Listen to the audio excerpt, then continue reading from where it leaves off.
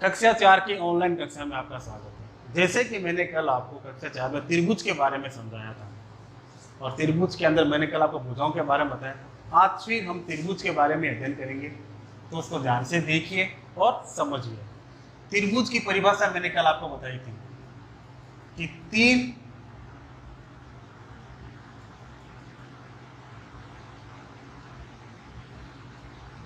भुजाओं से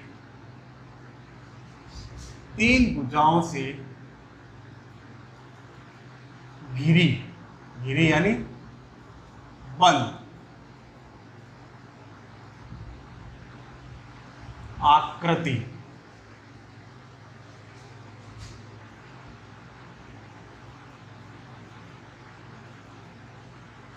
त्रिभुज कहलाती है।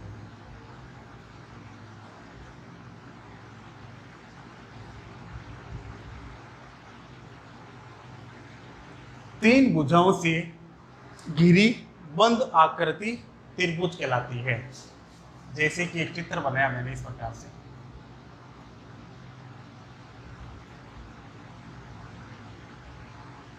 इसको हमने नाम दे दिया बाई चांस, मान लीजिए ABC। और इस त्रिभुज के अंदर तीन भुजाएं होती है। कितनी होती है? त्रिभुज के अंदर तीन भुजाएं होती है। जब दो रेखाएं आपस में आकर जब शीर्षों पे मिलती है, जैसे मान लीजिए एक ये रेखा और एक ये रेखा, ये दोनों रेखाएं जब शीर्षों पर आकर मिलती है तो यहाँ पर जो आकृति बनती है वो कोण कहलाती है। क्या कहलाती है? कोण कहलाती है। तो इसी प्रकार जब रेखा यहाँ पर आकर मिल रही है तो देखिए एक यहाँ पे, एक यहाँ पे और एक यहाँ पे, तो इस त्रिभुज के अंदर तीन कोण बनते हैं। कितने कोण बनते हैं? तीन कोण। अब कल हमने जो किया तो भुजाओं के आधार पर देखा था हमने कि प्रत्येक तीन भुजाओं के आधार पर तीन तरह के होते हैं। एक होता है समबाहु त्रिभुज जिसकी तीनों भुजाएं समान होती हैं। एक होता है समद्विबाहु त्रिभुज, समद्विबाहु त्रिभुज। तीसरा होता है विषमबाहु त्रिभुज जिसकी तीनों भुजाएं अलग अलग होती हैं।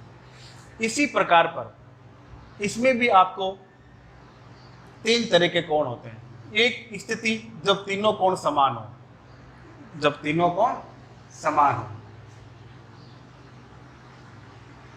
और एक स्थिति जब दो कोण समान हो, एक कोण अन्य हो, और एक तीसरी होती है विषम कोण, यानी तीनों स्थितियां अलग अलग। और एक होता है समकोण त्रिभुज, समकोण त्रिभुज यानी 90 डिग्री का कोण। तो इसके अंदर देखिए सबसे पहले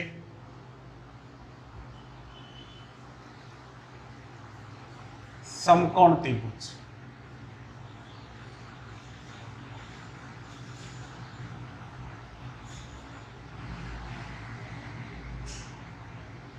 ऐसा त्रिभुज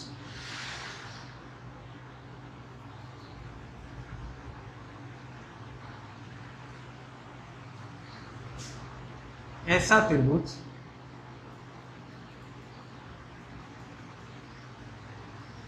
जिसका एक कोण 90 डिग्री का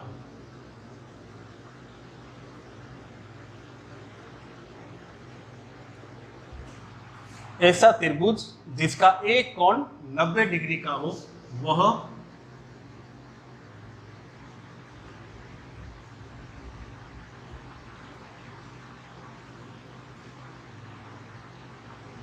समकोण त्रिभुज कहलाता है।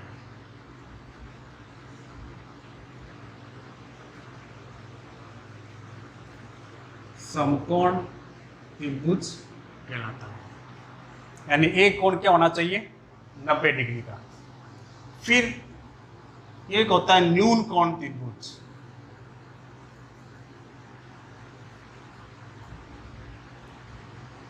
न्यून कोण त्रिभुज,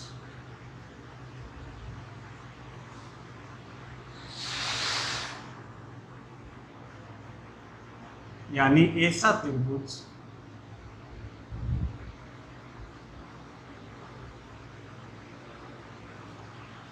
ऐसा त्रिभुज जिसका एक कोण 90 डिग्री से कम हो, वह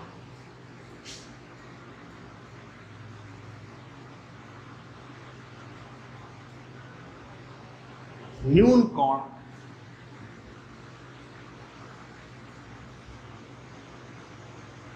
त्रिभुज कहलाता है।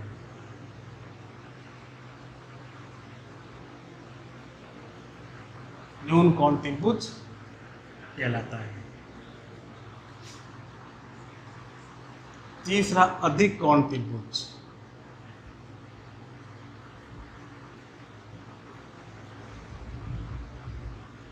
अधिक कोण त्रिभुज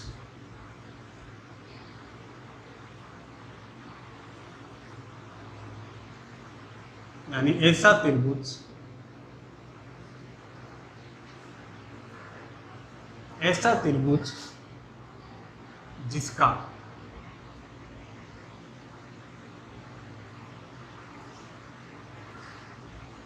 एक कोण 90 डिग्री से अधिक हो,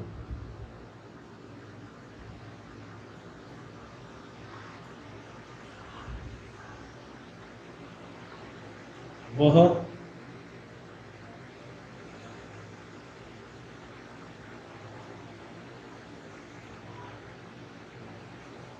अधिक कोण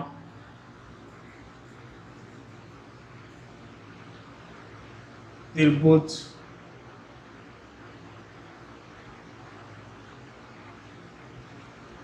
कहलाता है।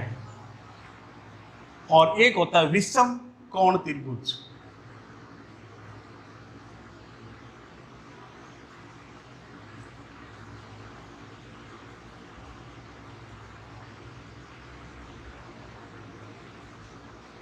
विषम कोण त्रिभुज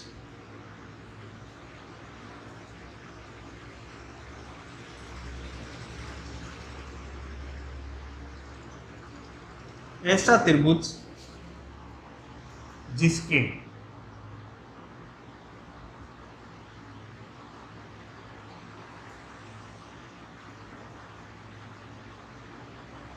प्रत्येक कोण का माप असमान हो।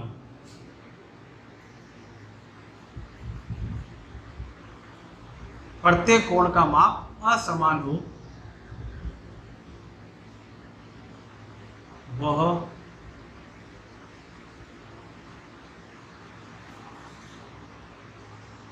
विषम कोण त्रिभुज कहलाते हैं।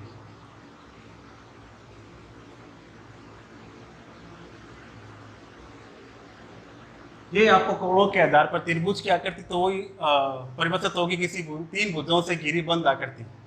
अब इसमें प्रत्येक जिसका एक कोण क्या होना चाहिए, समकोण। तो देखिए सरल सीधी रेखा, यहाँ पे 90 डिग्री का कोण बन रहा है, ए बी सी। ऐसी स्थिति जब होती है, जब 90 डिग्री का कोण बन रहा हो, तब ये क्या कहलाता है, समकोण त्रिभुज। समकोण त्रिभुज। अब इसमें से न्यून कोण त्रिभुज एक 90 डिग्री से क्या होना चाहिए, कम। अब माइक देख लीजिए इसकी आकृति कैसे बनाते हैं हम,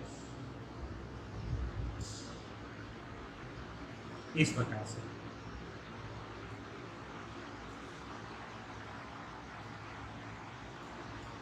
और यहां पर जो कोण बनेगा वो क्या बनेगा, 90 डिग्री से कम।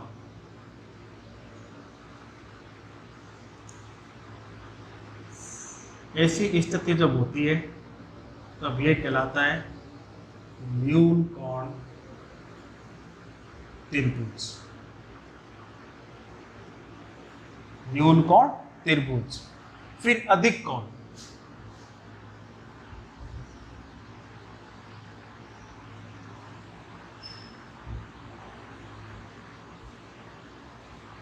अब यहां जो कोण बनेगा ये क्या बनेगा, 90 डिग्री से अधिक का।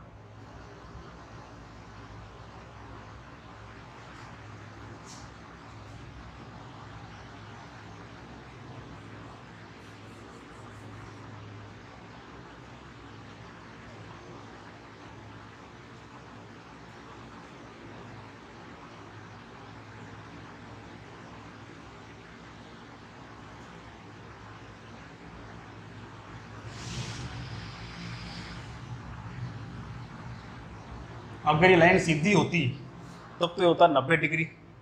अब ये 90 डिग्री से ज़्यादा है, तब ये क्या कहलाएगा, अधिक कोण त्रिभुज। अधिक कोण त्रिभुज। अब ऐसा त्रिभुज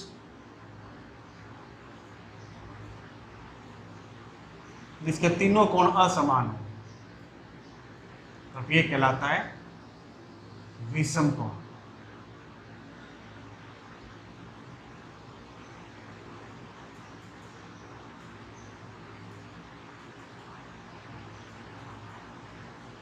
तो आज हमने कोणों के बारे में देखा। आप इन परिभाषाओं को पढ़िए, समझिए और आकृति के हिसाब से इनको पहचानने का अभ्यास कीजिए। अभी तो परिभाषाएं लिखिए, फिर हम केवल आकृति के आधार पर आपको समझाने का अभ्यास करेंगे कि भुजाओं के आधार पर और कोणों के आधार पर त्रिभुज किस प्रकार से हम चित्रों के आधार पर इनको पहचान सकते हैं।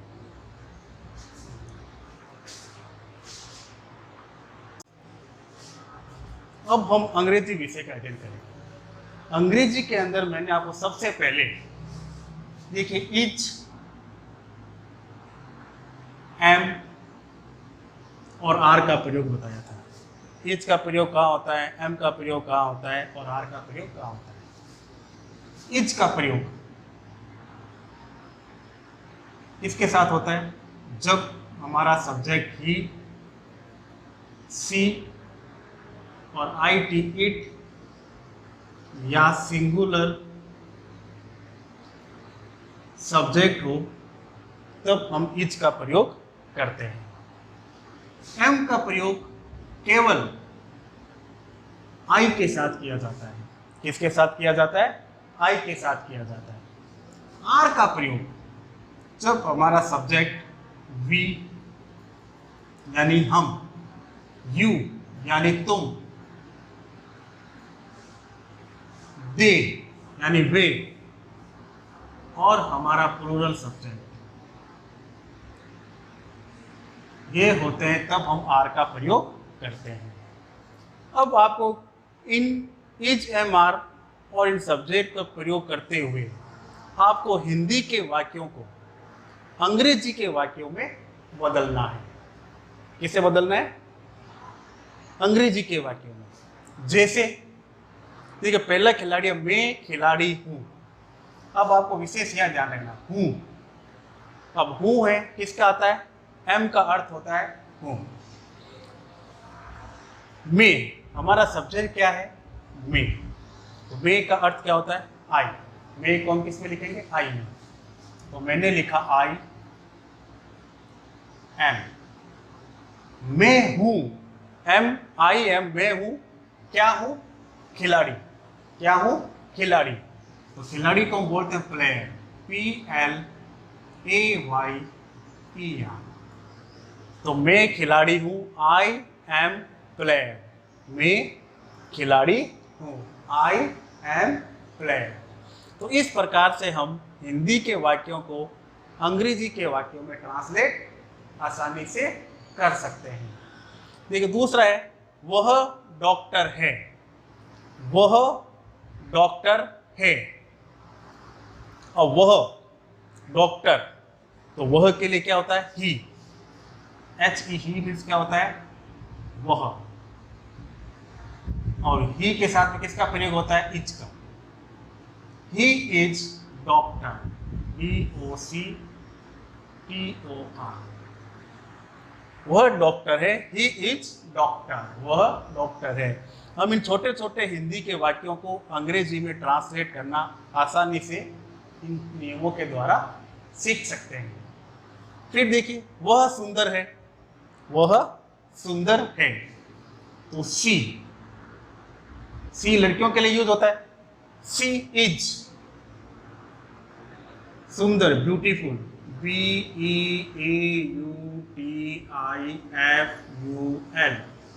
सी इज ब्यूटीफुल, वह सुंदर है, वह है। सी इज ब्यूटीफुल, सुंदर। तुम एक विद्यार्थी हो, तुम एक विद्यार्थी हो, या तुम एक विद्यार्थी हो। तो तुम सब्जेक्ट क्या है हमारा, तुम के लिए क्या आएगा, यू। यू मीन्स क्या होता है, तुम। और देखिए यू के साथ किसका प्रयोग होता है, आर का। किसका होता है, आर का। तो यू आर ए, विद्यार्थी को क्या बोलते हैं, student. STUDENT। You are a student, तुम विद्यार्थी हो। फिर हम गायक हैं। अब हमारा सब्जेक्ट क्या है, देखिए हम। तो हम के लिए क्या आता है, वी। और वी के साथ किसका प्रयोग होता है, आर का। ARER। तो वी आर, हम हैं, क्या हैं, गायक। गायक को हम क्या बोलते हैं, सिंगर। क्या बोलते हैं, singer. SINGER, singer. We are singer, हम गायक हैं। We are singer. फिर मोहन बीमार है। तो हमारा सब्जेक्ट क्या है, मोहन। तो MOHAN, मोहन। मोहन क्या है, एक व्यक्ति का नाम है, सिंगुलर सब्जेक्ट है। सिंगुलर सब्जेक्ट के साथ में इज का प्रयोग, इज। बीमार को क्या बोलते हैं, सिक। SICK, सिक मीन्स बीमार। SICK, sick. Mohan is sick, Mohan बीमार है। यह एक गाय है। अब देखिए हमारा सब्जेक्ट है यह, किसके लिए आया है, गाय के लिए। वस्तु और जानवर के लिए हमेशा इट का प्रयोग किया जाता है। किसका प्रयोग किया जाता है, इट का। तो IT, इट। इट के साथ में इज, ए।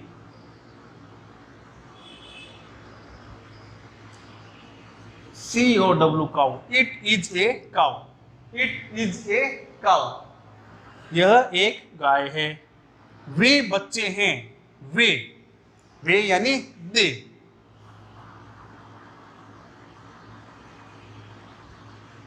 दे के साथ में किसका प्रयोग, आर का प्रयोग। बच्चे यानी children. CHILDREN, they are children.